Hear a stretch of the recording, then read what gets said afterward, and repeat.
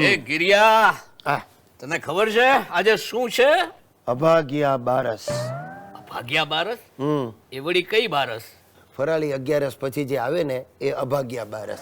આજે એકટાણું કરવાનું. અરે અભાગ્યા, આજે કોકનો જન્મ દિવસ છે. યાદ કર કોનો? ગાંધીજીનો નથી, નહેરુનો નથી, સરદારનો નથી, બાકી કોઈ નાલાયકનો હોય તો મારે કાંઈ યાદ રાખવાની જરૂર નથી. રમી, તારા પૂજ્ય પિતાશ્રી શિરીષચંદ્રનો આજે જન્મ દિવસ છે. હા, જેણે આખી જિંદગી ખાવા સિવાય બીજું કાંઈ કર્યું નહીં. એ પાજી, જેણે પોતાની આખી જિંદગી તને ઠેકાણે પાડવામાં ખર્ચી નાખી છે અને તને એની જરાય કદર જ નથી. અરે અરે અરે અરે બાપુજી, તમે ગળગળા શું થઈ ગયા? હું તો આ બધા સામે ગમ્મત કરતો હતો. Happy birthday Shirishchandra. Thank you. બોલો બોલો બોલો, આજે તમારી વરસગાંઠ કેવી રીતે ઉજવવી છે? બોલો. મારો વિચાર છે કે દૂધપાક પૂરી ઘરે બનાવીએ હા. અને બધા સાથે જમીએ. હા હા, બધા જમીએ, ચોક્કસ. અરે, મેં મહિલા મંડળની બહેનોને પણ બોલાવી લીધી છે. એ બધીઓ આવશે, સાથે જમશું, પેલા ભોજન કરશું અને પછી ભજન કરશું. એ રહેવા દેજો, ભજન કરવા હોય તો કરજો. આ ભોજનના પ્રોગ્રામ માંડી વાળો. ના ના ના, એ હવે માંડી ન વળાય. અરે, મેં વાસંતીબેન ને કહી દીધું છે. હમણાં પેલા શીલાબેન, સાવિત્રીબેન, સ્વીટીબેન અને સુગંધવંતા સુલોચનાબેન આવી પહોંચશે. અરે બાપુજી, હું તમને એમ કહું છું, તમને આ સુલોચના ને સ્વીટી જ દેખાય છે? કોઈ મહિલા મંડળ કેમ નથી મળતું?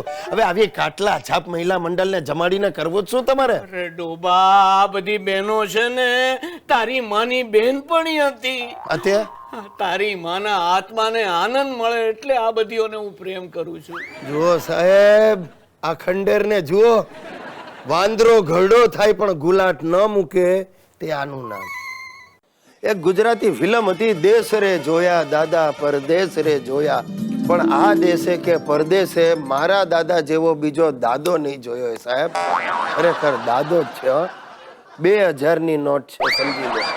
આજે સવારે આવીને મને કે 9:30 ગીધેશિયા મારું ચોખ્ઠું લાવ. મેં કહું પણ દાદા, હજી જમવાને 3 કલાકની વાર છે. મને કે ડોબા, જમવું છે કોને?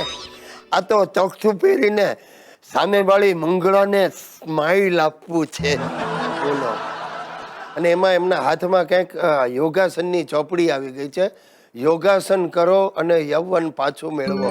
કે મારો દાદો ને મારો બાપો વહેલી સવારે બંને ધાબા પર પહોંચી જાય છે યોગાસનો કરવા.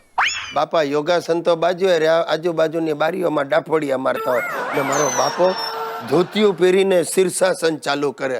અરે, એને જોવા માટે આજુબાજુના છોકરા બધા ધાબા પર ચડી જાય છે. મેં કહ્યું, બાપા આ શોભે છે તમને? આ ધોતિયા પહેરીને શીર્ષાસન કરો છો તે સારું લાગે? તો મને કે નપાવટ. એટલે તું શું એમ કે છે કે આ ઉંમરે હું ધોતિયા વગર શીર્ષાસન કરું? મેં કહ્યું, ભાઈ આ ધોતિયાને બદલે ચટાપટા વાળી ચડ્ડી પહેરીને કરવાનું રાખો. તે બંનેને મેં ચડ્ડીઓ સીવડાવી આપી છે. સાહેબ, જોવા જેવું દ્રશ્ય હોય છે. જેલમાંથી છૂટેલા રીઢા ગુનેગાર જેવા બંને લાગે છે.